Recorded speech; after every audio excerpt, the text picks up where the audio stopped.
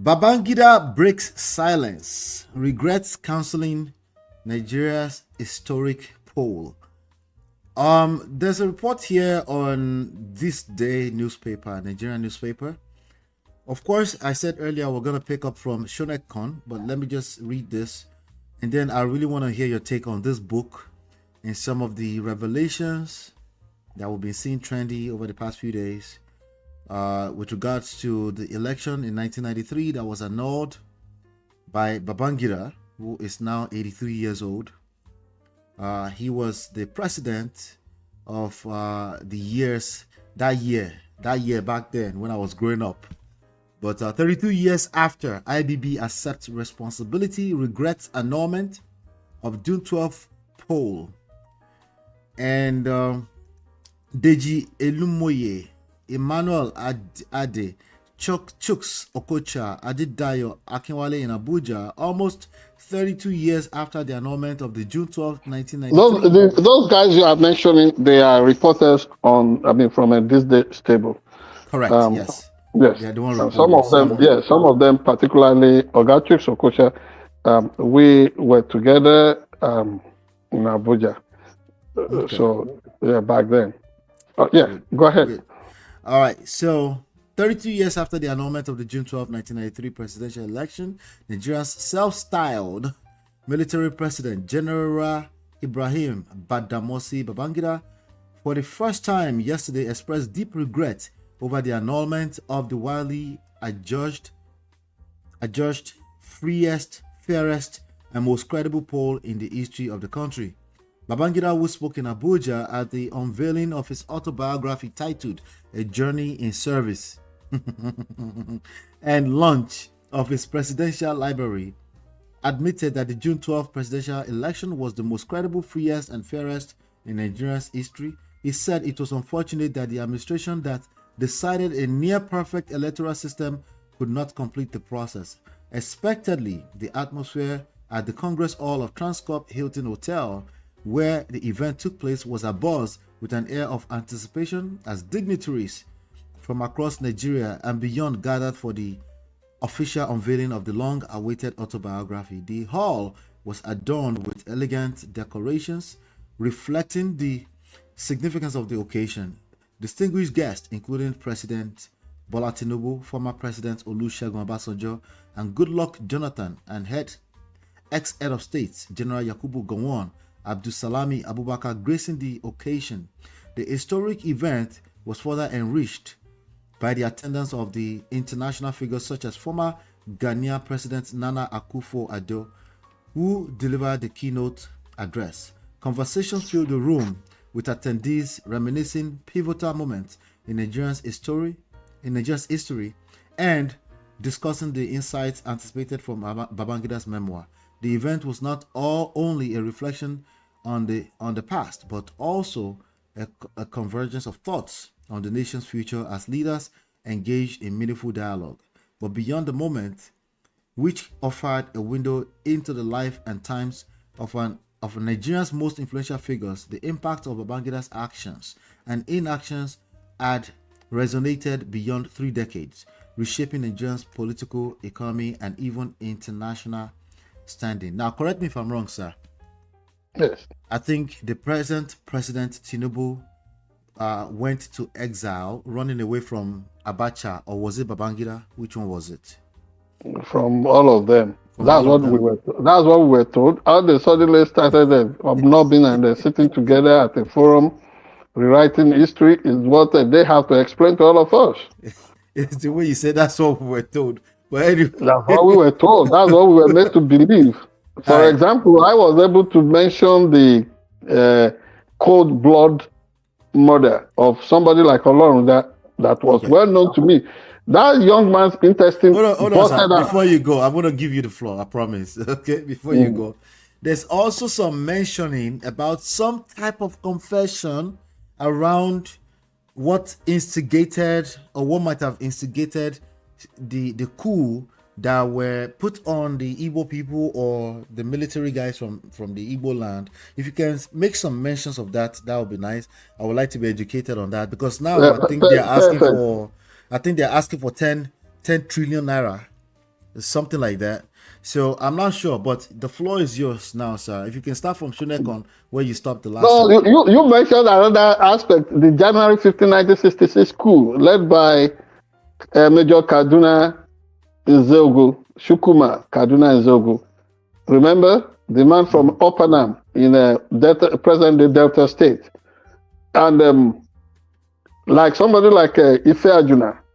Of course, you remember the guy that was suspected that possibly, if he had lived long, would have probably become a Nobel laureate, like his friend Wole Soyinka, the late Mr. Christopher Okigbo.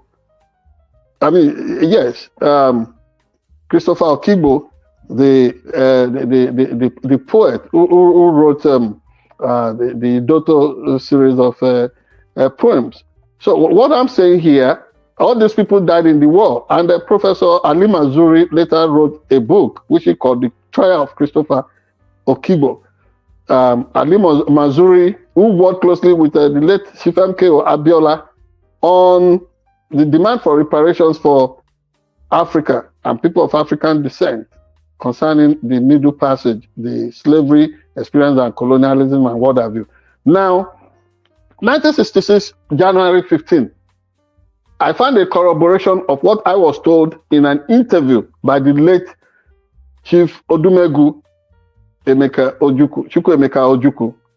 He told me in an interview that nobody wanted any other thing when they purchased the coupists or revolutionaries, depending on what you call them now, struck on January 15, 1966. What they all wanted was that Obafemi Awolowo should be released from prison and power handed over to him, because they believe he was robbed in the election that held 1965 or whatever, or 1963 thereabout, 1962, 63, 64, 65.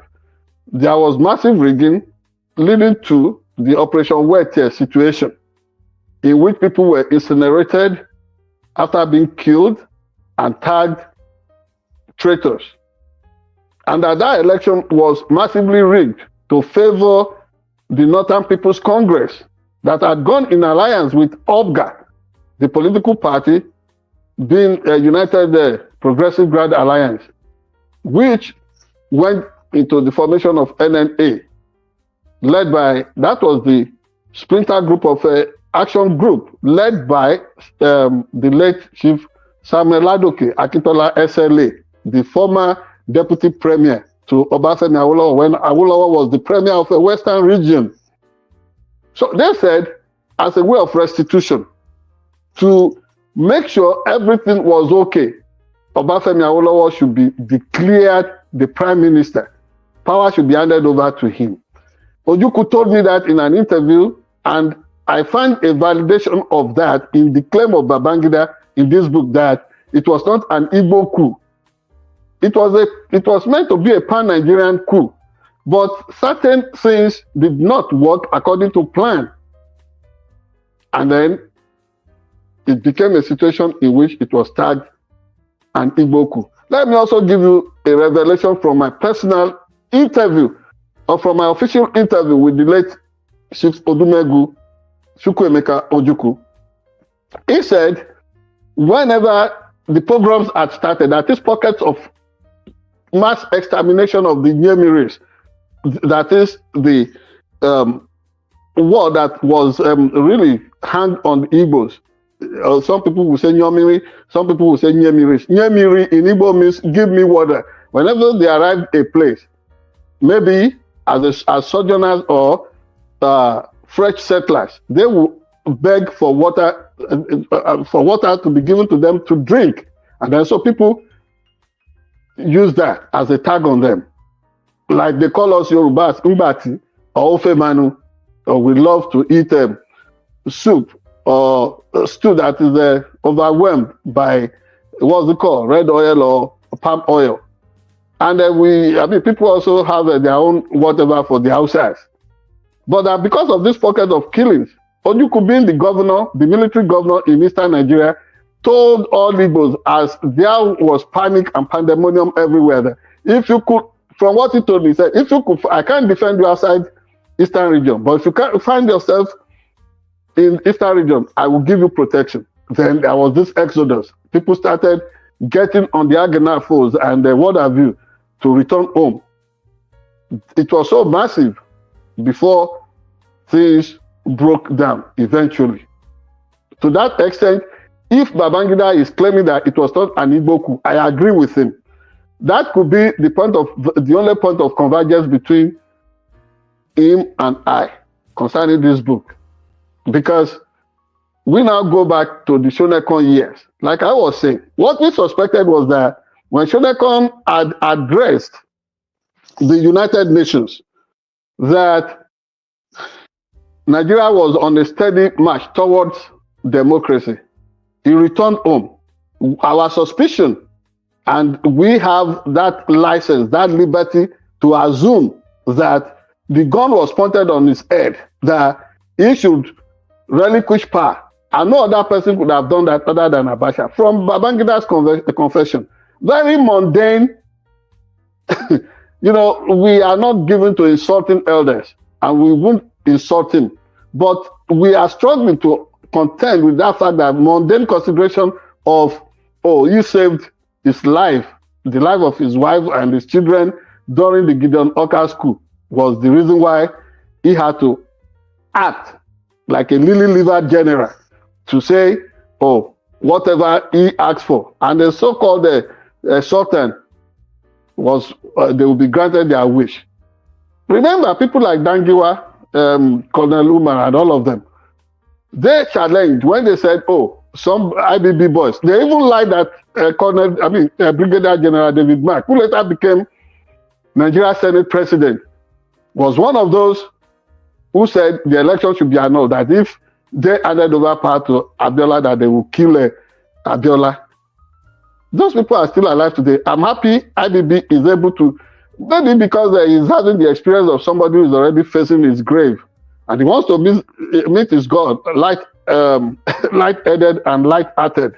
We don't know. He doesn't want to die like the character in King, what's it called? Death and the King's Man, Wole Soyinka, the election in Odeoyo, who had to request to be given a maid so that he would travel light to the great beyond to go and help the Alaafin. So maybe that is what Babangida is facing at this moment. That he didn't want to have on him that burden. But it's coming rather too late. Yes, there is a place for, I forgive him personally, but I think his contention now is with his creator. And then forgiveness is not that cheap. You don't even get, you are not going to be forgiven without atonement.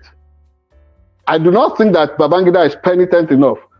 Remember, I said it on this show before. 1998, during the 80th birthday of the late, the man who later became, he had served as president of South Africa, Nelson Mandela. He was still in office. There was his 80th birthday in Abuja, 1998.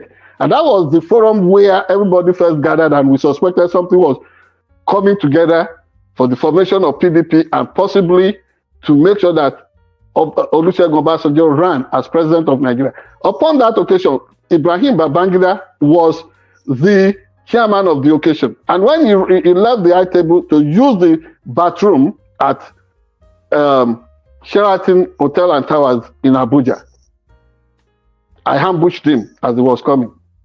Almost off-guarded.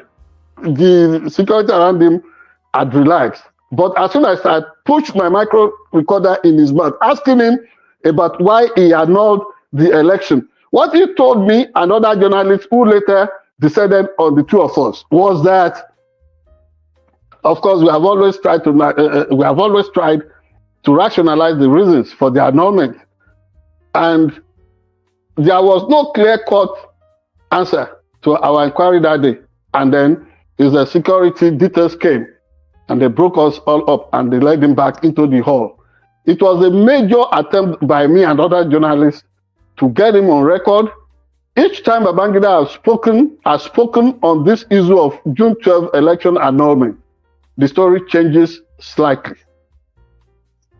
Babangida, while in power, was not consistent. I do not think he is being consistent with all of us now. I think he's just taking Nigerians for a ride, Ola. You know what all of us went through under him. I've narrated some of these things. The trauma killed a lot of people, but the direct impact on all of us cannot just be dismissed like that. When people try to come around and casualize it as if nothing really happened, it's almost like being in denial of the Holocaust against 6 million Jews or the nation of Israel. It is almost like being in denial about the assault, the affront on all of us, our common humanity as Nigerians. And I'm expecting so many people to come out. As for the optics that came from there, it was almost like the convergence of the tormentors and the people who they take Nigeria to play. They take us to play. Are you whining me? I mean, even the mood there, there was no sobriety about everything they were doing. It shows something. History will capture that moment as one moment when a convergence of so many black people did what they have always done. The death of any of us, violence visited on none of us do not diminish us. Rather, since it hasn't come to the turn of any of us now, we felt it was okay for those who were consumed. And look at the wave of human tragedies since the June 12th impunity. Are you going to talk about the killings at Lekki Gate? Are you going to talk about the one on, and so on and so forth? It's almost become a norm. We are so numb to the kind of violence visited on our common psyche, and so anything goes. This is my take on the old Babangida charade. Good luck to him. Let him suck it up with his so goddamn autobiography. You know. Let me. And the oil 17 billion naira that was raised. And you just paraphrase the Unduka Bagbena this day for us. Do you know that part of what Unduka Bagbena has not explained to Nigerians is how the seed money for this day newspaper started itself? That newspaper itself was brought up, and I'm saying this, it should engage all of us in a debate. Unduka Bagbena, upon the annulment of June 12, 1993 election, appeared on CNN and was insulting the intelligence of Nigerians, rationalizing and speaking on behalf of the military administration of Nigeria. That is Unduka Bagbena for you. As for his This Day project, today, we thank God for people like Dr. Ruben Abati. We thank God for people like Rufai Oseni. We thank God for all the hardworking journalists on their stable. But that was not the original story. That newspaper was started to perpetuate a lie and make it look normal that June 12 was annulled. So all these people coming out now and playing the card of super Democrats, they God forgive all of them. Yes. So yes. To end this with this newspaper started as a propaganda mouthpiece. Who owns this day? Who started it? Unduka Bagbena. Anything he touches almost turns to gold. I don't grudge him on that. But originally, the newspaper started as a mouthpiece for the lies and propaganda of Sani Abacha and Babangida, all of them. That was the origin of this day newspaper. Then let us go back to the billions that was stolen in the name of just suppressing the truth on June 12. Voila, it will pain you. People like Guarizo, the then NSA, people like the later Kumasi, the publisher of Abuja Mirror, people like what was it called? Abiola Ogundoni or whatever, the man from Iwo, all of them, they were taking huge sums in dollars and pounds sterling to launch newspapers and organizations to launder the image and so tell lies. They can control the narrative out there. They were controlling it, but they never won. Ogundoni started a Conscience International newspaper, and they started calling Wole Soyinka all kinds of strange names, comparing between Soyinka and the characters in his Lion and the Jewel. that he has a runaway libido and what have you. But guess what? Who God has uplifted, who can bring him down? God says Nigeria will triumph over all these evil people, and Nigeria is shining today. So they are latching on to it as if it's their making. Look at Babangida's spin on it. Oh, democracy has been on a forward march. It's not focusing on what it did to want to hurt it. It's almost like the song of what's it called? Hello? Chief, can you hear me? Yeah, I can hear you. We're 19 minutes over. Okay, we will stop. Yeah, right. it's almost like the song of Sakino Peters that said, you know, only Fawa go saying. Only Fawa go saying you, as a kawaii to real, something like that, yeah. Wherever somebody is going to go, he will go. Thank you very much. Yeah, it's so painful. Look at the deceit.